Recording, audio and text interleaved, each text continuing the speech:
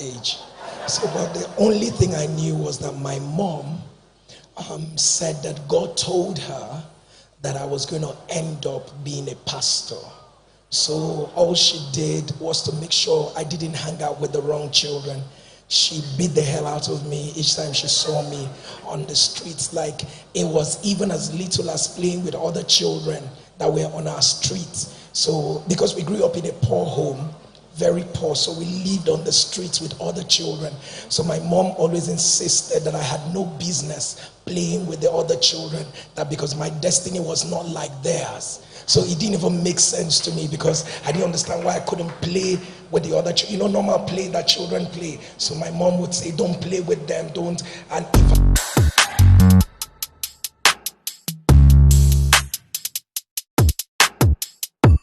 So the children are here for you, and they have quite a lot. For now, they are going to interview you. I don't know what the interview is all about. I think all of us will have to sit back and see what this interview is all about. One more time, man of God, sir. Please, the children would want you upstage, sir. Thank you very much. Please, a round of applause for our daddy.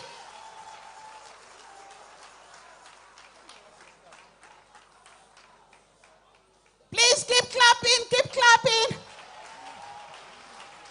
I'm sure this is Mommy Eno sitting there, and of course Pastor Jerry Jr., if you ask me. Hello all, a very big welcome to the Mighty Earth Broadcast Network, transmitting live from our Abuja studios. My name is Agiba Ala, and I have my co-presenter Olivia here with me. Hello Olivia. Hi Agiba. On today's episode, our guest is a passionate teacher of the word, a charismatic author, and convener of the largest growing online player platform, popularly known as NSPPD. Our guest is also the lead pastor and president of Streams of Joy International. Please join me in welcoming Pastor Jerry Eze.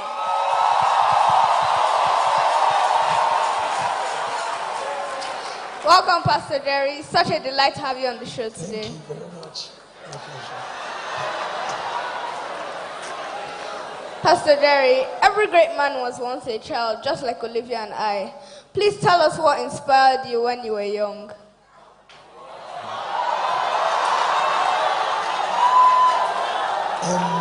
When I was young, what inspired me? Like when I was your age, is that what you meant? To be honest, I didn't know exactly what inspiration was at that age. So, but the only thing I knew was that my mom said that God told her that I was going to end up being a pastor. So all she did was to make sure I didn't hang out with the wrong children. She beat the hell out of me each time she saw me on the streets. Like, it was even as little as playing with other children that were on our streets. So because we grew up in a poor home, very poor, so we lived on the streets with other children. So my mom always insisted that I had no business playing with the other children, that because my destiny was not like theirs. So it didn't even make sense to me, because I didn't understand why I couldn't play with the other children. You know, normal play that children play. So my mom would say, don't play with them, don't. And if I try, she will come back and say to me that God showed her my video where I was playing with the other children, and it would really turn out to be true. She would tell me the time I was playing. So that kind of scared me. So I knew that even when I wasn't there, my mom was seeing me play with the other children. So I grew up I just grew up in the church, basically, because my hangout place became the church. How I grew up was in the church. So that is what I will call inspiration, basically. Not that something inspired me like adults, yes. As a child, were you a perfect child or stubborn? How am I supposed to tell you I'm a stubborn child? I don't know. I don't know what I was like when I was, but I didn't think I was stubborn. I wasn't stubborn at all. How can I be stubborn? And my mother would be beating me inside the church. I would have I would have revolted. Like, I knew I was a child like every other person, but I wasn't a stubborn child. I think adults liked me a lot because they felt like I was really calm. I was calm with the adult. My mother always felt like there was a need to beat me. So she had one reason or the other to always beat me. So I didn't think I was a stubborn child. I didn't think I was. But my mom beat me a couple of times when I wasn't stubborn. Okay, what memories of your childhood are dear to you? What memories of my childhood are dear to me? Maybe when we went for street evangelism and it started raining and we started singing, and we started singing under the rain and we started dancing under the rain.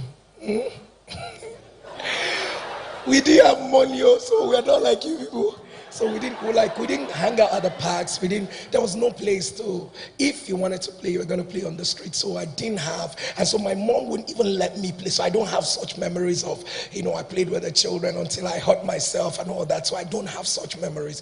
So the only memory I have is church memories. So I could just go on and tell you about church.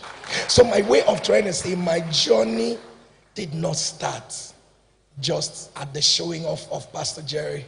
Yes. What's your favorite color? Brown. What's your favorite food? Favorite food? I like afang soup.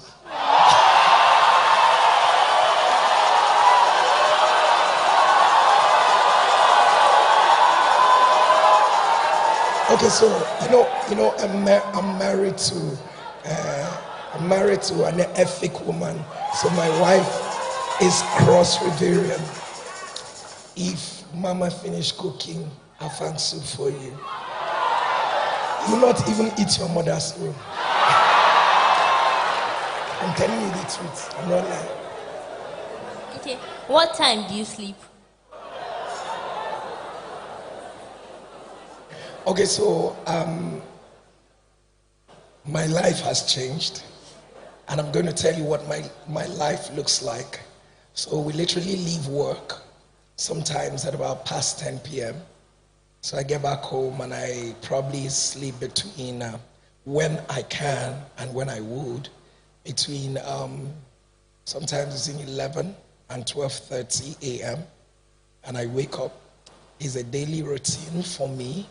I pray from that time till 4:30 a.m. every day of my life. Sometimes it gets to 5 a.m. And once I'm done with the morning prayer, I know that NSPPD is just the next thing. So I literally take my shower and then we start driving down. So this has happened over 10 years of my life. So when people see what happens on NSPPD and say, oh, miracles are happening and all that, is a product of prayer. And these are many years of intercession, many years of, and all of that. So you see, I have to answer you like this. So every time there's a supernatural work, it means that behind the scenes somebody has been paying the price. God can never trust me with the world if he has not proven me with my private altar. He would never trust me with the world and the way people are. How it is that, like you now as a child, that you are everything you want to become, you must be ready to pay the price. So it is not, my voice is bad all day, all week and all that. So this is not my real voice. But then this has become my prayer voice because you're done with this. And the world is asking you, pray for me, pray for me, pray for me, pray for me, and all that. When you say to people, I will pray for you, you must make sure you are praying for them. And so that is the way it is. I don't like it that I don't sleep. I try to see if I can sleep in the day, but people, it's not easy, right?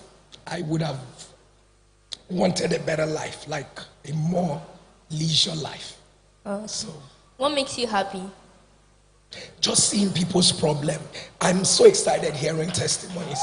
Every time someone comes and says, this has changed, that is sincerely, I don't know what else. Everybody who knows me knows how I'm lit up. every time, whether if I want to maybe eat now and you give me a testimony, I can't eat again. Or just so I and my people, we just relish the fact that that's just what makes me happy.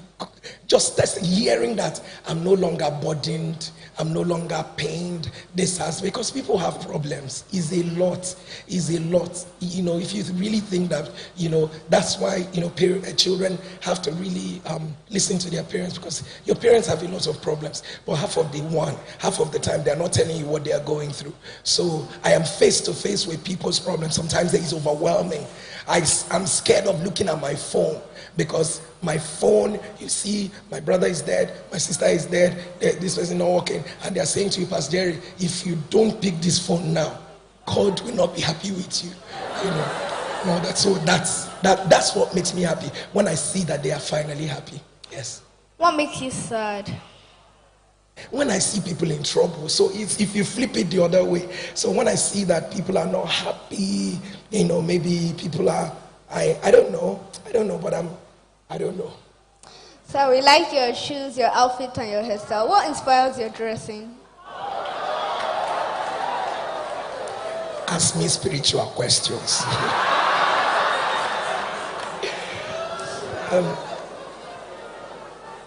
I think I just generally like fine things. I like fine things.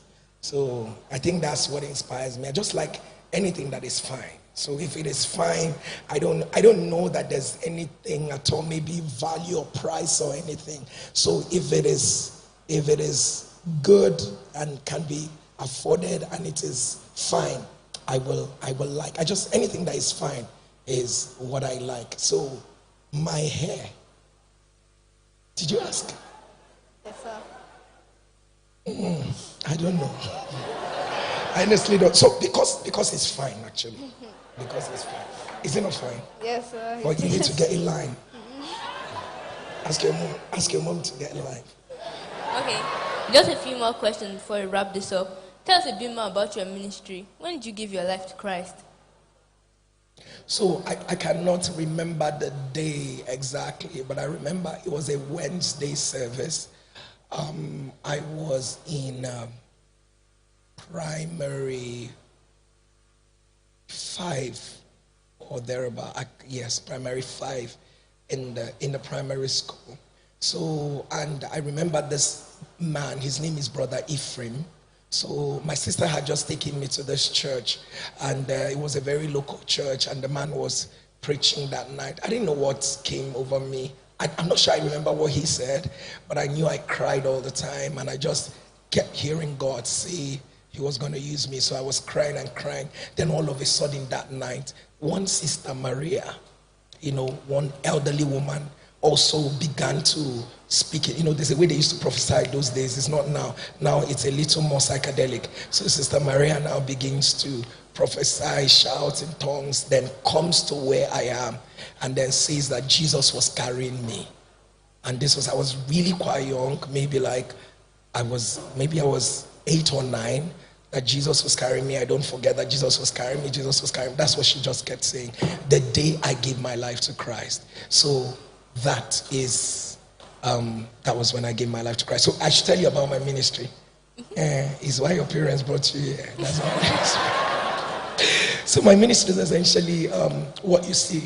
I don't know how to describe my ministry. There are different facets of ministry with me, whether it's the teaching ministry or the healing ministry or the deliverance ministry or they're just different. Difference between the healing and the deliverance. What's the healing? Yeah, you need to join School of Ministry. I like your interest. God wants to use you. So you need to, because for you to want to know the difference between healing and deliverance ministry. So let me just tell you very briefly, healing is just for those who are afflicted in their bodies, maybe people who are sick. And then deliverance are those who are oppressed. Do you understand? So now in deliverance ministry, there are those who are influenced, there are those who are oppressed, and there are those who are possessed. Influenced, oppressed, and possessed. So I can't go into details with all that. Yes. When you were young, did you imagine you would have this kind of impact? No. But what I heard my mom say to me, that God showed us. So when I was when I got a job with the World Bank, I used to work for the World Bank project on HIV and AIDS. And then from there, I got a job. So the day I came to tell my mom that I got a job with the United Nations, specifically UNFPA. So I was so excited because we were poor. So I thought that every time I had an improvement in my life, it was going to excite my mom. So I came and told my mom that God had given me a job. And she said it's a lie, that it's not God that brought the job. So that I was deviating from my core calling in life, that this is not what God said, that what she has seen, and I quote her word for word, was God taking me to different nations of the world, speaking the word of God to people, that not this, let me quote her, let me speak it in English because she spoke it in Igbo, but she said it to interpret it in English, not this useless job that I have gotten.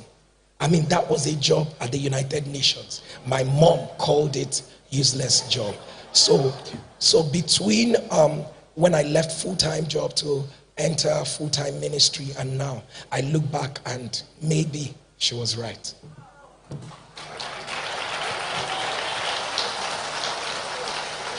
About NSPPD, yeah, we join with our parents every day. What inspired it? Okay, so it didn't set out to be NSPPD like we know it right now. So because even when we started, it didn't have a name. So one day, so a couple of them are in church today. So when COVID broke out and then there was a total lockdown, church were locked down and all that. So it didn't give us time to plan or maybe what do we do differently. So I had to call some of my people who incidentally are very aware and extremely very intellectual of what is going on. So I called them, I said, please, can we have a meeting in church? Let's know what we have to do differently about. So they were very unwilling. So because you know how it is then, COVID, everybody go fit COVID everywhere and all that. So they couldn't even answer me for us to have that meeting. So I had to speak to my wife. I told my wife, this is really a mess. I was very angry because I know that we operate by a higher set of rules and COVID can never be an interruption to the work of God. So I got on the prayer platform with anger. So, and if you go back to former videos when we started, I was speaking against COVID. I was angry with COVID. I was attacking people who said, because I knew God had given us the power. So a few times when COVID started, when we started, my attention was those in, what's it called? These quarantine centers, what's it called now? Isolation centers. So that was where we started from. So I got angrier and angrier as the days were going by. So it was actually the lockdown that started. So my wife and I, she followed me and then we just kept speaking hope and telling people there's nothing to be afraid. This is the work of the enemy. Because you know what? People die not because they are sick or because they got afraid. So, because the Bible says fear has torment. So I just felt like there was so much fear in the air. Even people who did not have COVID became symptomatic. Like, you don't have COVID, but those days people will tell you, oh, pastor, my chest is blocking. My chest is blocking and all that. I cannot smell anything. Even when people don't have catarrh, they cannot smell something. So it's not like everything now is now. So that was what inspired NSPPD. Okay, so from my research, I have discovered that only 13% of the world's population speaks English. Are you planning to open a TV station for the remaining 87 who don't speak English? Again, what are you saying? Sorry, let me understand what you said. I said that only 13% of the world's population speaks English. Yes. So are you planning to open a TV station for the remaining 87% who don't speak English?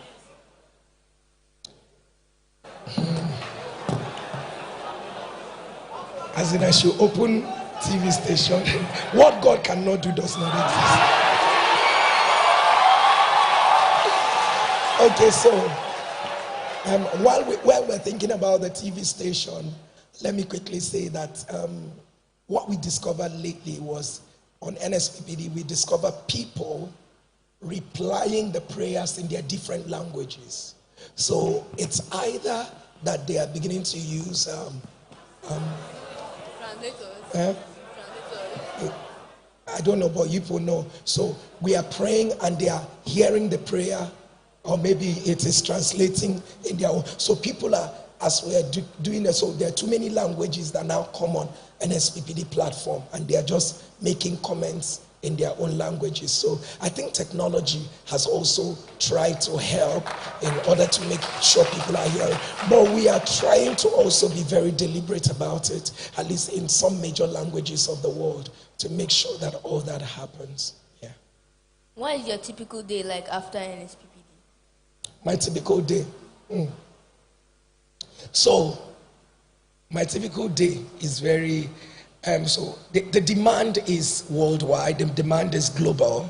So after NSPPD, what I get to have is there are too many, before we started being strict about those who come. So people flying from everywhere, flying from the US, flying from everywhere. So after NSPPD, there are people who are usually around when NSPPD is going on. So they come in and then they're usually everywhere. They're flying from different parts of the world, and then it's like people are coming for pilgrimage. And then what I usually used to do was to start attending to them, but now we can't. I really can't do that. So, but what has increased is people, nations are asking, okay, Pastor, please, can you come? Can you come? Can you come? So I can't come. So they are saying, okay, Pastor, you can at least do videos for us. So my typical day is NSPPD is done. What I do is that I take a shower out of the sweat of NSPPD, change my clothes immediately, get downstairs when everywhere is evacuated. It's either we get to studio or we go online. But then again, there is one more ministry to record for. There's a church in Canada. There's a church in Russia to record for. So I just go on and typically do all of that. And then too many things, and all that, because I don't want to say the other ones that happen so it doesn't inspire people to try it. So, but that's exactly what it is. And then that's it. What time do you wake up for it? You already said that you wake up by 12:30 and then you continue. But if you didn't wake up by 12:30, what time would you wake up for? I must wake up. So it's not even if I don't wake up, I must wake up. So this is what I've done over the years. So like when it is 12:30, okay, like when we're done on Friday, we had a program in church here that finished quite late. So by the time I saw a few people who came in, so it was already 1 a.m., right? And then as soon as I got back to the room, it was already prayer time. So I just had to pray till morning. So even if I don't wake up, my eyes will open. Wow. I don't know whether you understand that kind of way your body is structured. So even if you are saying you are tired, but yet you cannot sleep, because your body is saying it's time to pray. What words do you have for our audience out there, the mighty arrows? Okay, I've already told them. So you see, my mother, I listen to my mother, and that is why I am where I am. So if there's anything called what I regret, is I wish my mother was here. So if you have your mom or your dad, listen to them. They are the amazing, most amazing set of people you can ever think of. So she prayed hard. Now, when I was learning how to pray, my mom was the one who would wake me up in the middle of the night and tell me, start praying and all that. If I dare complain about it, she would beat me. So it's something that people now will call, this is child abuse. She abused me into my purpose. So, and then she just saw a whole lot. She just saw a whole lot. So my advice for what's it called? Mighty arrows is children, obey your parents in the Lord and all that. So and that's the same way I'm talking to parents as well. If you don't know the future of your children, what would you direct them into? What compass? So we're giving birth to children, we don't know their purpose, we allow them choose whatever they want to choose. God hasn't told you anything. My mother did not say it once for me to hear. She said it again and again and again. She used all that she could in order to pattern my life to where I am right now. Okay. And as we round up, let us hear you say out your favorite words on NSPPD. What God cannot do, what God cannot do. Thank you so much for honoring us with your presence today. We hope to see more of you, and we wish you a happy birthday filled with God's blessing in your life.